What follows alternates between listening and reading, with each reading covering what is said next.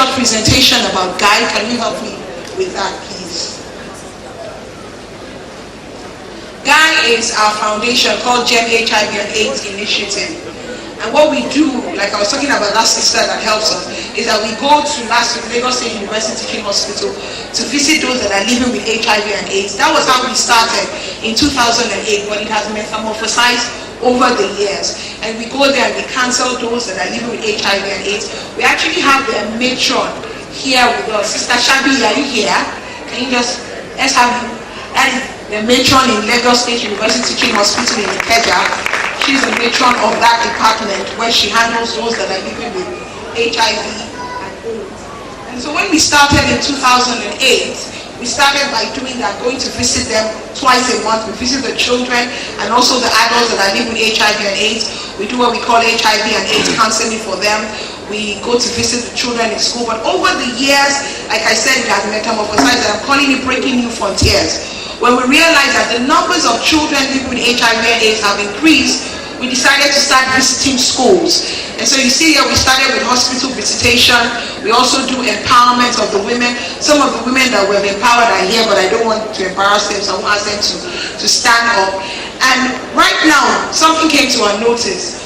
While going to visit the schools to talk to the children children about HIV and AIDS and how to abstain from sex and things like that, we realized that a lot of children, you would be amazed, go to school hungry. Now, because we do these visitations all around our locality, there were in Omole, Ojodu, Ogba, Akute, Ijali Ogba, they're all environed. They came to tell us about children that actually collapsed in school. Now, this is not a story, it's real life. That collapsed in school because of hunger. And we thought, okay, you're telling children not to have sex, but they are telling you that if somebody comes and gives me 200 naira, I will sleep with him just because I'm hungry. So we now had to change our strategy, and we started what we call Feed a Child a Day. And you see some of the children that we feed. Within the past 3 months that we started, we feed them breakfast Mondays, Wednesdays, and Fridays because we don't have enough money. Our goal is if we can actually give them breakfast Monday to Friday. And when we go to the schools, we give them 2 round loaves of bread and butter. That's it. Nothing else. But when you see these children, the way they eat, they will take 1 loaf, they will eat it, they will keep the second one for lunch. And it's so pathetic. You know, and we need help. Our goal is we want to give at least 10,000 breakfasts before the end of the year. We have about 6 schools that are on the waiting list, but because we lack funds. So please, I know that on your tables, they should have put some ghai forms on your tables. It just costs 100 naira to feed a child for 1 day. I mean, we want from when they started school already. We're supposed to start breakfast from this week. We want to make it a bit more nutritious. You know, because a lot of these schools are government schools, we cannot give them cooked food like rice or whatever. So we said, okay, we want to make it a bit better. On Monday, we'll give them bread and butter and tea. On Wednesday, we'll give them meat pie, but the meat pie will be very nutritious. You know, big feeding meat pie that will have potatoes and things in it. You know, children, they say, bread, we want something different, mommy. So we want to give them maybe meat pie on Wednesday and then something else on Friday. So please, we need your support. I mean, you can't imagine the joy on the faces of these children. And a lot of them, because now they're eating better. Some of them, what we also do, because they don't even eat lunch, there's a very pathetic case of a boy that his father was a driver in a company. And one of the company members took him on because his mother had died when she gave birth to him. And things went bad for that man. And the man said, look, now that you are here, I can't throw you away, but I can't afford to feed you 3 times a day. So you have to pick. It's either breakfast, lunch, or dinner. So the boy says he picks lunch because he has to walk from a long way to school. So by the time he comes back, he's tired. So he goes to bed hungry. And he's the one that prepares the food for the man's children. So he says, when it is something like rice, he can scrape the pot. But when it is yam, the man counts how many slices of yam. So he will not eat. So what we do with some of them is that we actually give their teachers money for them so that they can eat lunch. And some of them we give them indomie so they can take home. Just the little things, you'll be amazed how far this goes. So please, we're looking onto you. If you can help us. There's a boy that we have now. He's somewhere at the back. His name is Kunle. You need to meet Kunle. He's 18, but he's not taller than this. He's been sleeping in a bus. Unfortunately, the picture didn't come out. He's been sleeping in a downfall bus for 5 years. When my team, they called us from the school, because the schools know that we are a foundation, and they call us whenever they have problematic children and things like that. And this boy has been sleeping in the bus for 5 years, because when his father married a new wife, the new wife said she doesn't want to see that boy again. And so they sold the house and they packed their load. When he woke up in the morning, he was alone. We have gone and we have investigated. The landlords in that street said it is true. And it's only God that has not made this boy an armed robber. When we saw him, when he came into the office, everybody were all like this. He was thinking. He hadn't had his bath for a long time. But by the time we cut his hair and we gave him a bath, he's a new person. Now, Kule is 18 and he's still in GS2. And they told him that he has to repeat. So Kule said he doesn't want to go to school anymore. And he said something that made my heart bleed. He said, but me ole koshe, because teacher timo kotimo. Let me interpret. I can't even learn work, because there is no work that I've tried to learn, I've not been able to achieve anything in it. So when we took him back to school and we said, okay, we're buying you new uniform, we're buying you school bag and all that, he said he didn't want to go back to GS2.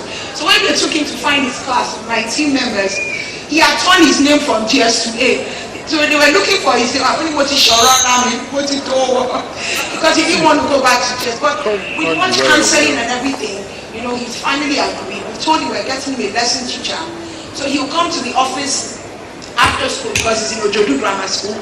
The teacher would, tutor him. The boy knows nothing. He doesn't have one exercise book. He walks to school. The only way he gets slippers is when he goes to mosques. They put their slippers outside. That's where he still said, "Maji slippers." That's the only. He was working for a woman. He would wash her plates for her, overnight. People that cook. And there was a particular month, the woman pays him 7,000. There's a particular month, I think he broke about 15 plates. So he ended up getting 1,000 naira that month. But Kule is going to be a new man. I told him, I said, you're going to be great in Jesus' name. And there's so many children like that. Many of us are mothers, but even if you're not a mother, you're a woman. But there's something you can do. One thing I've learned about life is that it's not about how many clothes we have. I love looking good, yes. But at the end of the day, what will you tell God when you meet with him? The number of shoes and bags you have will mean nothing.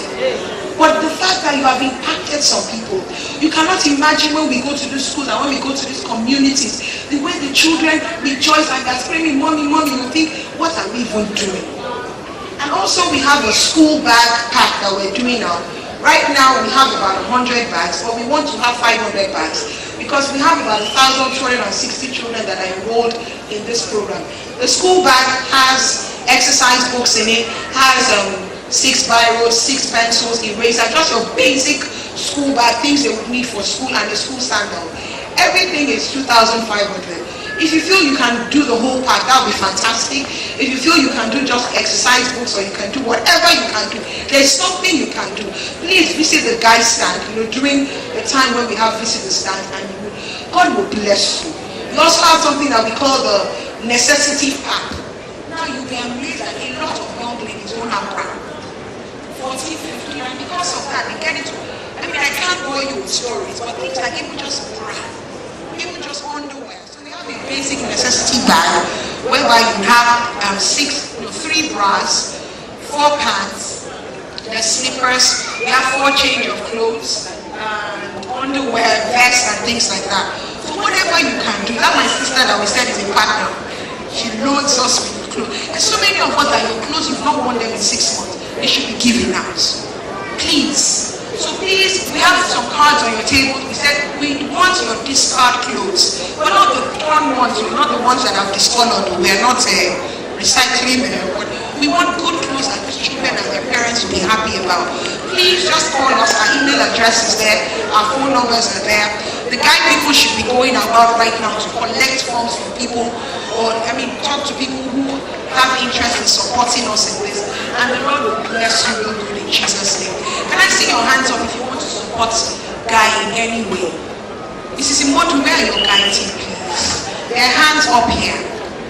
Whatever way. If maybe there's a wonderful partner here who helped us with a company that gave us milk. I can boldly say pig milk. help us, and we gave out milk to so many of these children. You know, so please, if you have a company, if you work in a company and your company can support us in any way, please help us. You know, whether by way of milk, by way of Indomie, spaghetti, Milo, whatever, and the Lord will bless you.